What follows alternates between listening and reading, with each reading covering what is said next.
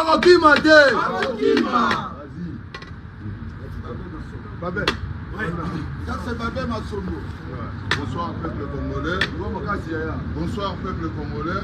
Naranisi au secteur de moment Oyo. De rendre bandit à Bruxelles visite de courtoisie et d'affaires. Donc on a trouvé au Solola. Nae Kosolola na Kulutu Gérard na Mama Kikalakamba na Kulutu Seria Wendo na Shomongo na Ndeko Nimba délégation à Paris pe awa tukutani na bandeko nyonso okecho bimana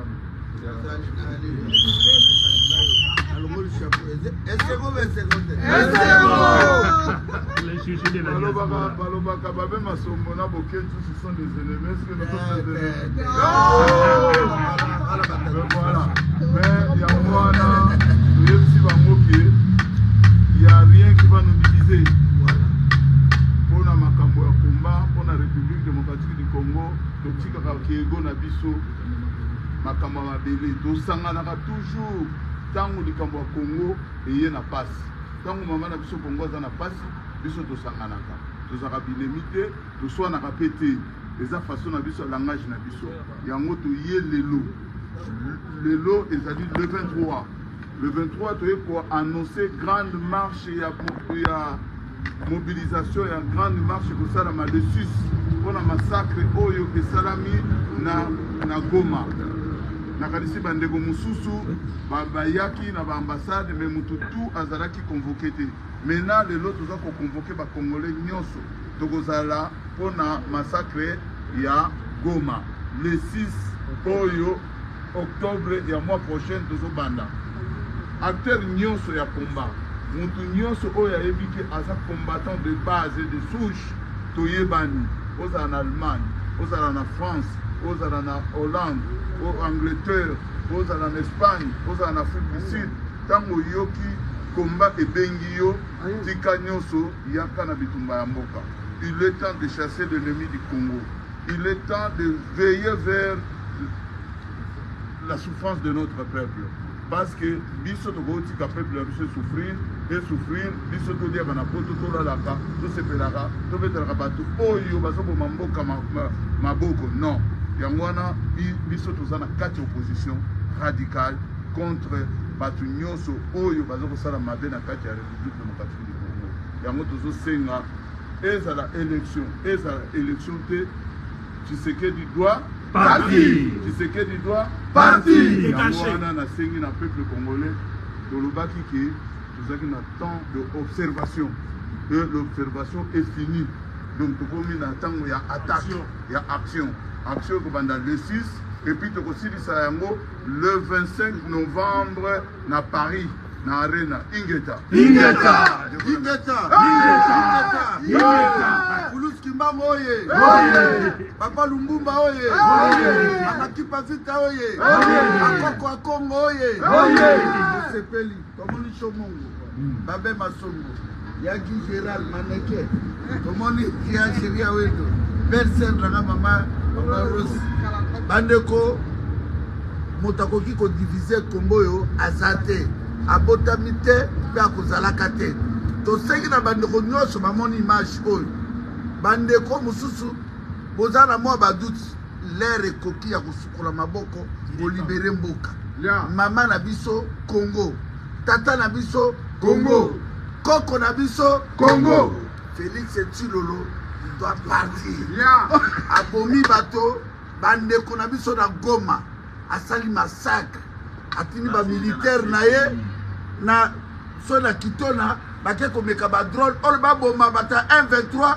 babomi bandeko na biso o biso na ye to bandaki ko marcher eloko ne koko lekate Tshilolo il doit dégager yango to begi simino le 6 octobre bitumba oyo ezali ya 100 millions d'habitants awa mokoko te mongala te moluba te biso tout tokolekana tokotikela bana biso mabele ya Congo yango tolobi bandeko le 6 octobre biso tout na Bruxelles na porte na mille boya to marché to dégager Félix Tshilolo jusqu'à l'ambassade à Congo jusqu'à la Union européenne Ingeta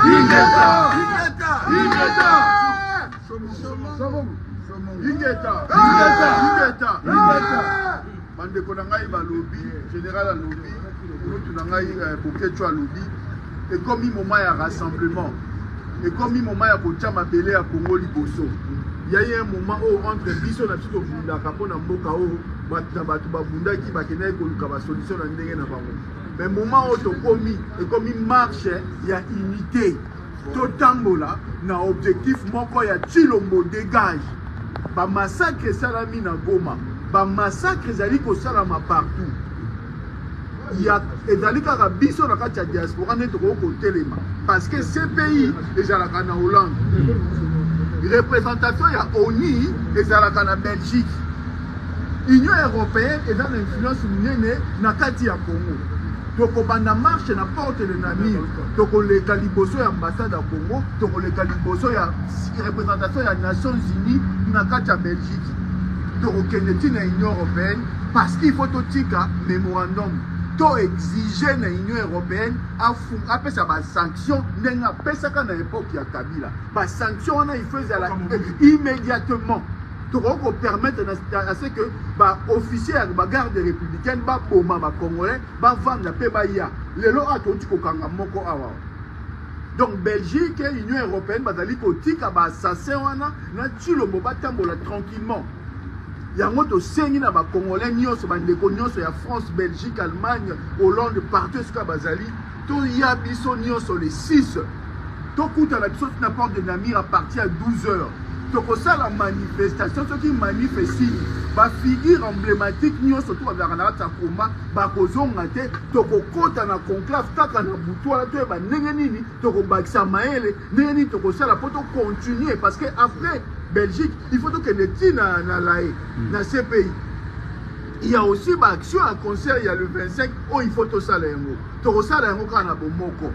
Tozali, ils sont tous au diaspora, la mutema, peuple congolais, la kachamboka, la mutema, unité au bomoni, oyoyo, bande comme ça, bazala qui empêché, on profite aujourd'hui dans le combat, bande comme ça, bazala te présenter ma condoléance, dans le connexion Francis Matumona, oyo a koufela ki maman na bazui empêchement, moyen pas ça la délégation, bayate, bazo ko accompagner na matanga. Chibango aussi a koufeli ndeko na ye, on est en empêchement. Donc ba oh tozala tu dit pour représenter combat, mais vous nous verrez tous les 6 et après ça, tu peux faire sa résolution. Ingeta.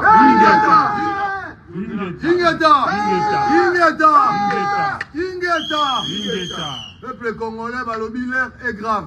L'air est tellement grave. Binomo boye bimboka na biso, eza na mikakata no babomi na Goma, bazo continuer ko massacrer biso na bambongo na binomo ko ya ba impôt bo pesa na gouvernement wana ya occupation.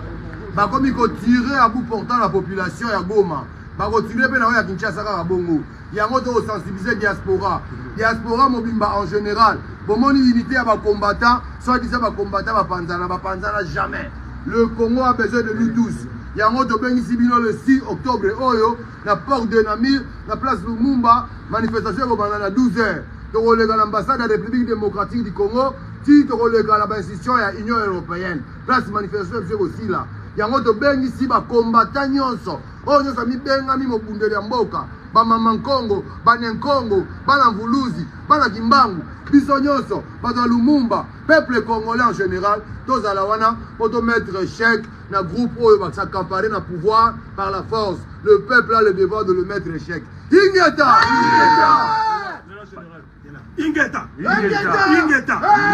Voilà, peuple congolais, tu es ici soir.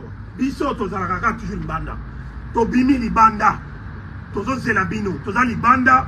Boucher, Boya, ensemble le 6 octobre, Tobima Awa, la porte de Namir, Matongé Tina, Union européenne. Tosengi Nabino, c'est le moment, il faut en profiter. Le Kola, Tozui, Tshilombo na Kingo, il a massacré nos frères, ses sœurs, à Bomi Batou, na Goma, pour l'intérêt, il y a. Pour l'intérêt, il y a tout Rwandais, Paul Kouagame, Ougandais, Nabamindé, Nabango. Donc, c'est le moment, il faut profiter. Il faut tous aller tout ensemble. Le Congo est toujours appelé la gâchette d'Afrique. Tout le monde n'a jamais traîné il y a Mali, il y a Niger, il y a Burkina Faso. Nous devions normalement être devant. Mais le Coran Ngonga est pessi, Tobibi sous Tobibi na balabala, nous sommes tout, on y ensemble, on bima, tout ça là, tout ça là, pour s'envoyer Kende. Ingeta! Je lance un appel solennel à la diaspora congolaise, à la jeunesse congolaise, à tous les mamans, à tous les papas. Vraiment, vous savez que le Congo traverse un moment très dramatique. Notre pays est envahi par les envahisseurs neurotiques, avec la complicité de certains hommes politiques de notre pays. Raison pour laquelle nous ne nous battons pas seulement pour changer le pouvoir, mais pour changer la situation géopolitique de notre pays. Raison pour laquelle nous vous demandons de sortir si nombreux massivement, de venir manifester le 6 octobre à la porte de l'AMI à partir de 12 h. Nous allons marcher de la porte de l'AMI jusqu'à la place Schuman, au siège de l'Union européenne, afin de manifester notre mécontentement par rapport à la situation qui traverse notre pays. Raison pour laquelle je lance encore l'appel très solennel à la jeunesse congolaise, à tous les hommes de l'Église, de venir massivement manifester avec nous dans une marche pacifique avec la diaspora congolaise, avec la diaspora combattante, pour que notre pays soit libéré. Ingeta! Ingeta! Ingeta! Ingeta! Ingeta Bambuta, Ingeta Bamama. Pour conclure, les 6 Congolais nyonso tosangana. Lelo oyo bomoni résistance. Combattant biso nyonso tosangani autour ya mama oya biso tobengi mama Congo. Donc bitumba tozo kobunda ezali bitumba ya bana na biso. Ezali bitumba o biso moko tolobaka ke nous allons léguer un Congo meilleur à nos enfants. Il est temps que chacun de nous nazo koboka kamela na bino bandeko na biso o botika la kana bandako. Bino bandeko na biso kozelaka ke bato musu basalela bino. Bitumba oyo ezali musala ya biso na bino. Donc cette majorité silencieuse o botika la kana ndako boye baite soki botelemite makambo ekobonga na kati ya mboka na biso te. Yango tozosenga na bino bato bovandaka na ndako bozelaka ke bo critiquer ba action ya baninga boya le 6 oyo enfin que to dénoncer mes gestions, to dénoncer, to soutenir bandeko na biso ya Goma oyo bakufi na babal oyo babomi bango epai bandeko na biso epai ya ndeko na biso lelo aza na pouvoir oyo alingi sukolongwa te. Donc les 6 oyo na porte de Namur à partir ya midi, moi na maman Congo sikanyo soyo zali Belgique, Allemagne le 6 octobre à partir de midi biso nyonso tokutana na place Lumumba na porte de Namur otomemana na marche ya munene oyo komema biso ti na Schuman na Union européenne, enfin que to déposer mémo na biso, enfin que l'Union européenne sache que biso to yebi ke bazali complice na ba makamu se zoko tsai manamboka na biso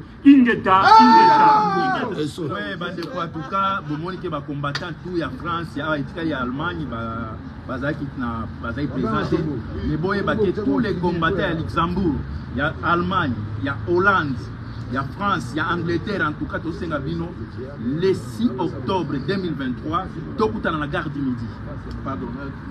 Matonge. Na Matonge, je m'excuse. Tokutana na Matonge, bandeko toya, chilo motoko tike couloir boye, abanda ko massacrer, bato abanda ko intimider, bato après biso to fandi. Aza muto to marcha ki na awa. Ndeko langa toko tika ete, aza ko intimider bato, aza banga même droit de l'homme te, mais biso to banga chilo moté. Le 6 octobre 2023, ndeko langa soki osengi na no congé te senga. Bandeko ya France toza besoin na bilo pour France eza base ya munene. Soki bo bimi botondaka. Donc toza besoin ya kozonga na nzela. Après c'est le début et zoto bandana le 6 octobre. Le 25 novembre, biso tout na Paris, biso na Paris Chipompa, toko silana. Oh, aza soki proche à Macron, biso na Macron et makambo etali Macron te, biso eza biso na Fali. Peuple zaïrois biso tout au Koutana le 6 octobre na Bruxelles na Matonge à partir de 13h tozawana. Donc topo na ko marcher contre ba action ya Chilombo a massacrer peuple na biso ba chaîne ya ba télévision tout ya Congo. Calme. Chaîne atamo côté ils ko dénoncer ba massacre wana te. Mais biso tozana ba téléphone na biso papa maman place aux ali partager ba image au pot jour ya le 26 octobre biso tokutana wana le 6 octobre Au peuple algérien. le 6 octobre biso tuna matonge ingeta Maman Pierre. Otuboli ba mama, otuboli Congo. Otubo ba mama, Otuboli Congo. ba mama na bengi bino. Il y a rendez-vous ezaka moko le 6 octobre. Tozo zela bino ba mama boya. Boya pona ko mobiliser au maximum pona mboka na biso. Biso te tosaka Congo wana ezala. Biso te totondisaka Congo wana. Biso te toyebi pasi ya Congo wana. Biso te tosaka ba papa wana bazala ko ba diriger Congo wana. Ba mama na sengi na bino. Oh, je suis pas la message, vous partagez, ma maman nyonso toujours wana lingna mona bino boya, auto bunda pona Congo na biso, jeunesse congolaise, bino nde opoza vini ya lobby ya Congo. Kovanda te o parce que non, ils ont concerné ngate. Non, ils ont concerné yo parce que pona lobby otiki pona bana na yo nini.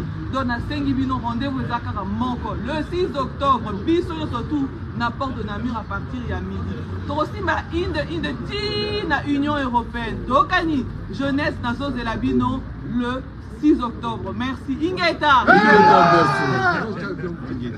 En résumé, Tonto le Basu Bouye, Maman Rose, Maman Rose, Maman Rose, Maman Rose. Maman Rose, Ingeta. Biso ba mama Congo surtout. Il y a France, il y a Belgique, il y a Europe mobimba. Même aux la Suède, dans les avions, ils arrivent, à moyen de transport, ils arrivent. Ce qu'on dit, au Kotambora, maman de Moutou à Botaka. Oyo ba kufi, bazali bana na biso. Au bomba ka bango 9 mois. Na li kumutoboti. Ezala ke eza batako ba kufi, mais bazali quand même bana na biso. Boya to telema, to lo ba pona cause ya mboka. Maman de Moutou azali base ya nyoso. Ba mama botelema, boza ba mama Congo to ka ba facilité. Boza ba mama Congo na action. Dans la version tout le monde a vu dans le 6 octobre na balabala to boya ko lo ba pona mboka. Facebook to lembi. Sikoyo e comme il est action. C'est donc voilà. Asalié le côté. C'est Kaoyo, Moïbi na Moïbi. C'est Kaoyo, Asalié le côté. C'est Kaoyo, Boloma na Koboma. Ingeta! Et aussi la thé. Donc, il y a un tribunal. Tina Souka. Oh, on trouve dans les 6, il y a un début d'action, il y a un départ, il y a un imposteur, il y a un Ingeta, tout ce qui est bien tout boya. En résumé, message de ce boyoki. Moutouna sur tout soya. Ouais, il y a un promo. Photo banda pour se retrouver les 6. À partir de la bourre, information sur tout le monde. Tina n'est pas bien. Ingeta. Dégage. Bandeko bomoni wana ba combattant tout tous ensemble bandeko donc bomona oui bandeko boti komona boti kosala émission boti ko mobiliser pona le 6 octobre 2023 bomoni ba tête tout ya ba combattant eza présent bango wana bandeko na ngai ba tête tout ya ba combattant eza na sima wana bomoni ke ba combattant baza unis pour la manifestation pour le Congo. Donc tozo senge pa na bino bandeko na biso tout le 6 octobre biso tout na matongé de ozana ta ko senga congé ozana ta ya ko sala ba banderole ya ko sala ba affiche boya ebele bandeko na ngai. Donc biso tout toza au grand complet. Donc merci mingi na les grands combattants sans béton. Donc sans béton toujours présent. Donc je suis fier de toi en tout cas mon frère. Merci en tout cas. Besoin le 6 octobre na port de Namur. Maman, moi, papa, Goma nous appelle, Minembo nous appelle, on tue. Nabino bandego na biso ya Kivu, ya Goma, Baswahili, Niebote, Boya ebele mukuye tushimame pale. Mabele na biso na besoin na biso. Mabele na besoin na biso. Le 6 octobre awa na port de Namur na 12h. Ingeta Mokonzi. Ingeta bandeko na kati Sali le sacre sans oublier la grande dame Yoni Chebanze, ma femme que j'aime beaucoup. Bandeko ya Lost na pesi bino mbote bandeko ya Lost. Merci. Merci à tout cas la Lili. La Lili mingi. Bandeko ya Lost quand elobaki anniversaire de la grande dame Yoni Chebanze ezali le 21 octobre. Tokutana na inauguration à magasin Nzambe ya Pambola.